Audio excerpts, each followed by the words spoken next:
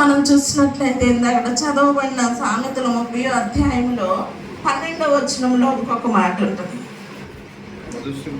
తమ దృష్టికి తాము శుద్ధులై తమ మాలిన్యము నుండి కడగబడని తరము కలదు.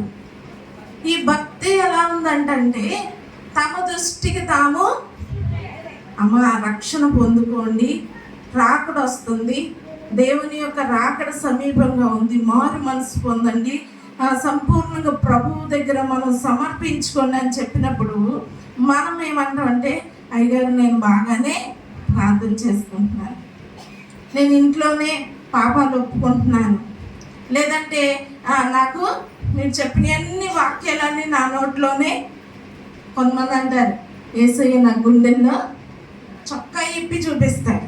చొక్కా ఇప్పి నువ్వు మందిరానికి వెళ్తున్నావేమో, నా గుండెల్లో ఉన్నాడు దేవుడు అంటాడు.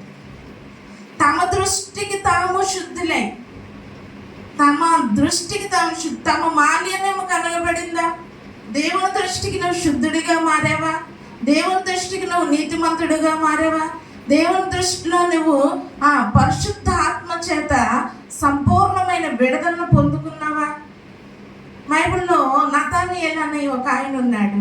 ఆయన అంజూరపు చెట్టు కింద కూర్చొని తన దృష్టికి తాను కూర్చొని ప్రార్థన చేసుకుంటుంటే అక్కడ ఫిలిప్ వచ్చి నువ్వు యెరూషలేముకు రా, అక్కడ ఒక వ్యక్తి ఉన్నాడు, ప్రవక్త ఉన్నాడంటే అసలు యెరూషలేము ఏముంది?